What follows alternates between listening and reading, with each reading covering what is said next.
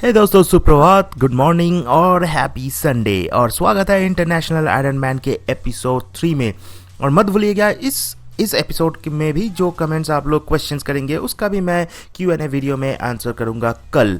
तो या एपिसोड 2 और एपिसोड 3 के सारे क्वेश्चंस का आंसर मैं करूंगा। और आज क्योंकि रविवार है, बहुत सारे चिल्ला मिल्ली मेरे घर के बाहर हो रहे हैं, तो अगर कुछ थोड़ा सा डिस्टर्बिंग साउंड्स आ जाए तो बुरा मत मानिएगा, उसके लिए प्लीज़ डिसलाइक मत कीजिएगा।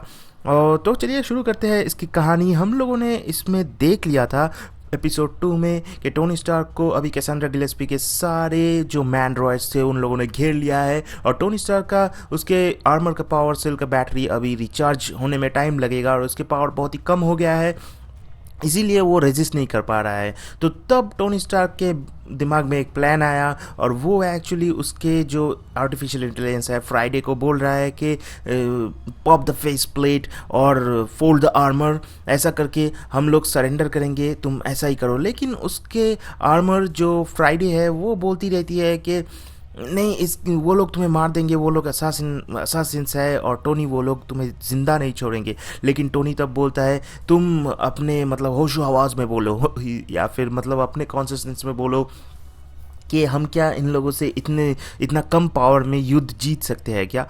तो तब वो लोग बोलते हैं शायद नहीं, ये नहीं पॉसिबल नहीं है। तो तभी टोनी बोलता है तो इसीलिए मैं जो बोल रहा हूँ वही करो। तो तभी उसका आर्मर खोलने लगता है और टोनी स्टार्क सब लोगों को बोलता है हाय आई एम टोनी और आप लोग अपना नाम बताओ। तो तभी चले जाते हैं हम लोग स्टार्क मैंशन में 20 साल पहले। और 20 साल पहले टोनी को जब उसके पिताजी घर लेके आए थे वो कैम्ब्रिज यूनिवर्सिटी से, उसके बाद नेक्स्ट डे टोनी को वो ढूंढते हुए घर पे कहीं पे जा रहे थे, और तभी उनको बाहर मिला। घर के बाहर टोनी बैठा हुआ कुछ ड्रिंक्स ले रहा था और किताबें पढ़ रहा था। तब हावर्ड स्टार्क जाके उनसे बात किया कि एक्चुअल में क्या हुआ था और एक्चुअल में क्या होने वाला है और इसके पीछे किसका हाथ है।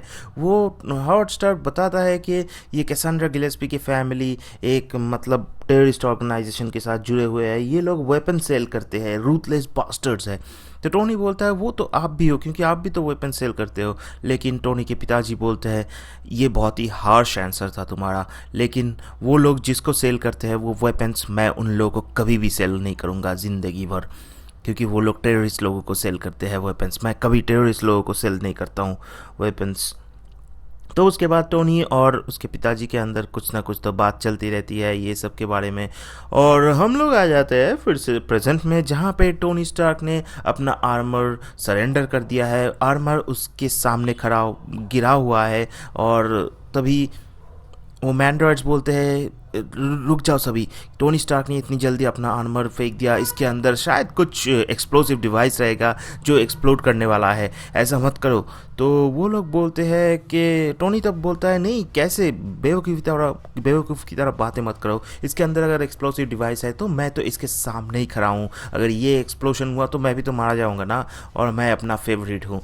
तभी वो लोग तो इस रीज़न को मान लेते हैं 2-3 मैंड्रॉयड्स, और वो 2-3 मैंड्रॉयड्स उसके आर्मर को लेके उधर से चले जाता है। एक मैंड्रॉयड टोनी के साथ उधर रुक जाता है, क्योंकि अगर कुछ गड़बड़ हुआ तो वो टोनी को इधर मार देगा। तो तभी वो लोग चले जाने के बाद टोनी के साथ जो मैंड्रॉयड खड़ा था वो बोलता है कुछ कि देखिए मैं आपका बहुत बड़ा फ़ैन हूँ, लेकिन आपको पता नहीं है कि कहाँ पे बात रोकना है या फिर कहाँ पे चुप हो जाना है। तो इसके बाद वो भी निकल जाता है, और हम फिर से चले जाते हैं 20 साल पहले क्या हुआ था। 20 साल पहले फिर से उसके अगले दिन, जिस दिन हावर्ड स्टार्क और टोनी स्टार्क के बीच पे बातें हुआ था, अगले दिन जब हावर्ड स्टार्क सुबह उठ के घर पे मतलब अपने असिस्टेंट के साथ बात करने आए, तभी उनको पता चला कि टोनी स्टार्क उधर से भाग गया है, या फिर चला गया है बोल सकते हो। और फिर देखते हैं कैम्ब्रिज यूनिवर्सिटी में कैसेंड्रा गिलेस्पी उसके सारे बॉडीगार्ड्स के साथ अपने डॉर्म रूम में आ रहे हैं, और उसके सारे बॉडीगार्ड्स उसके एंटर होने से पहले ही पूरा डॉर्म रूम का छानबीन कर लेते हैं अगर वो सेफ़ है कि नहीं। उसके बाद कैसेंड्रा को अलाउ करते हैं उसके डॉर्म रूम में घुसने के लिए। तो तभी जब वो लोग छानबीन कर रहे थे तो कैसेंड्रा वॉशरूम में चली जाती है, और वॉशरूम में जाने के बाद अपने आप के बारे में मतलब सोचती रहती है, और तभी कोई बोलता है इट्स ओके टू क्राई, और वो मुड़ के देखती है उधर फ्लश कमोड के ऊपर टोनी स्टार्क बैठा हुआ था। टोनी स्टार्क अभी तक गायब था, और कैसेंड्रा सिर्फ थोड़ा सा चौंक जाती है और उसके बाद वो दोनों जो बात करने लगेंगे, वो अगर बाहर से बॉडीगार्ड सुन ना ले, इसलिए वो उधर जो शावर है वो चला देती है बथटब में। फिर वो दोनों अपने बीच में बातें करने लगते हैं कि ये लोग कहाँ पे थे और कब कहाँ से आए। और तब टोनी बोलता है कि हाँ, एक्चुअल में मुझे बहुत झमेला पेलना पड़ा है। मैं पापा से मिलने गया था, फिर उन्होंने मुझे उधर ही लॉक करके रख दिया था, मैं उधर ट्रैप था। फिर जब भी मुझे मौका मिला मैं उधर से आ गया। कैसेंड्रा बोलती है कि तुम कई हफ्तों से गायब थे। तो टोनी बोलता है हाँ, मैं कई हफ्तों से गायब था, लेकिन जब भी मुझे मौका मिला तभी मैं अपना रास्ता बनाते हुए इधर आ गया। और एनीवे, तो तुम ये सब बातें छोड़ो, लेकिन तुम्हें क्या पता है शील्ड क्या है? तो वो बताती है कि शील्ड के बारे में तो उसे पता नहीं है, लेकिन टोनी बोलता है खैर छोड़ो, वो शील्ड मेरे पिताजी ने ही बनाया है। लेकिन मैं बहुत दिनों से तुम्हें फॉलो कर रहा था एक्चुअली। ये 2-3 हफ्ते बाद, फिर उधर से यूएस से आ जाने के बाद कैम्ब्रिज में आके 2-3 दिनों से मैं तुम्हें फॉलो कर रहा था, तुम्हारे शेड्यूल के बारे में देख रहा था, क्योंकि ये बॉडीगार्ड्स मुझे तुमसे मिलने नहीं देंगे। तो उसके बाद मैं फाइनली जाके ये क्लोकिंग डिवाइस में आके इन लोगों से नज़रें छिपा के आके तुमसे मिला। तो कैसेंड्रा गिलेस्पी और टोनी तभी बहुत ही करीब हो गए और कुछ आवाज़ नहीं आ रहा था, इसलिए बॉडीगार्ड्स दरवाजे पे नॉक किए। तो कैसेंड्रा बहुत ही ज़ोर से चिल्ला के बोल दी, can I have fucking moment to my fucking self please. तो उसके बाद वो लोग थोड़ा चुप हो गए और तब कैसेंड्रा टोनी को पूछती है कि अभी हम लोग क्या करने वाले हैं। टोनी बोलता है कि हम लोग इधर से भाग जाएंगे, लेकिन कैसेंड्रा इससे राज़ी नहीं होती है। वो बोलती है कि फैमिली को छोड़ के मैं नहीं भाग सकती। लेकिन टोनी बोलता है कि मुझे उससे जेलसी होती है, लेकिन तुम्हें भी पता है कि तुम भी किसी जेल में कैद हो, ऐसा ही लगता है ये बॉडीगार्ड्स के साथ।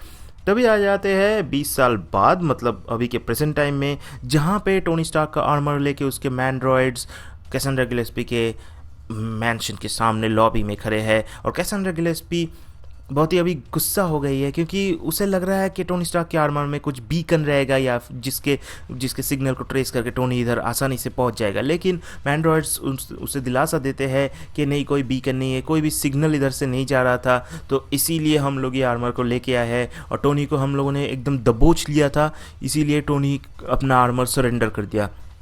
तो तब कैसेंड्रा को फिर भी थोड़ा सा कन्फ्यूजन रहती है, तो वो बोलती है कि इसको लेके अपस्टेट कहीं दूर चले जाओ, आर्मर को वो फार्म हाउस पे रख दो और मैं बाद में देखता हूँ क्या होता है। तब हम लोग देखते हैं जो एक शॉट है वो एकदम टॉम राइडर टाइप का लग रही है कैसेंड्रा गिलेस्पी। और कैसेंड्रा तभी अपने उसी मैंशन के वॉशरूम में आई, और ये बहुत ही चौंका देने वाला शॉट है, क्योंकि 20 साल पहले का घटना और 20 साल बाद की घटना में कोई भी अंतर नहीं है। दोनों ही सेम टाइप से सेम जगह पे फिर से मिलते हैं, क्योंकि टोनी इधर फिर से अपने क्लोकिंग डिवाइस में कमोड के ऊपर बैठा हुआ था और कैसेंड्रा तब उसके सामने आके बोलती है कि तुम इधर का पता कैसे लगाया तुम्हें?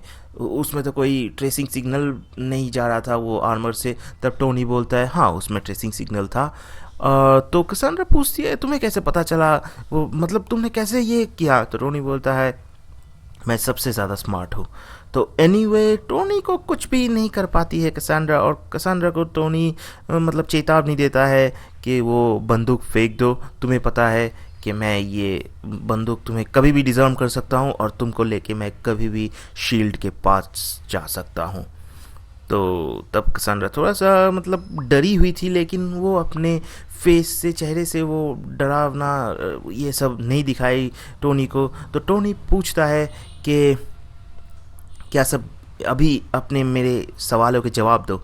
तो कैसेंड्रा बोलती है क्या अभी सब यही होगा? तो तभी हम लोग देखते हैं 20 साल पहले क्या हुआ था। ये ओवरऑल फ्लैशबैक की कहानी शायद आप लोगों को थोड़ा सा डिस्टर्बिंग लगे, लेकिन ये बहुत ही इंटरेस्टिंग है। तो इसी के साथ होता है फ्लैशबैक कहानी में क्या हुआ था। तो तब हम लोग देखते हैं जब टोनी ने कहा था उसको कि भाग जाने के लिए, अल्टीमेटली फाइनली कैसेंड्रा ने मान लिया था और टोनी और कैसेंड्रा ऑकलैंड न्यूजीलैंड में 20 साल पहले ही भाग गए थे दोनों। और कैसेंड्रा एक बहुत ही सुंदर सी बिकिनी में खड़ी थी एक बोट में, और टोनी वो बोट को ड्राइव कर रहा था, सॉरी। एनीवे, तो टोनी तब सोच रहा था एक्चुअली इस बोट को कैसे उड़ाया जाए या ऐसा कुछ, इसीलिए वो चुप था। तो कैसेंड्रा उससे पूछ रही थी कि तुम चुप क्यों हो। फाइनली टोनी ने बताया था कि एक्चुअली वो चुप क्यों था, क्योंकि वो सोच रहा था उसके पिताजी ने टोनी को कैसांड्रा के बारे में क्या बोला था।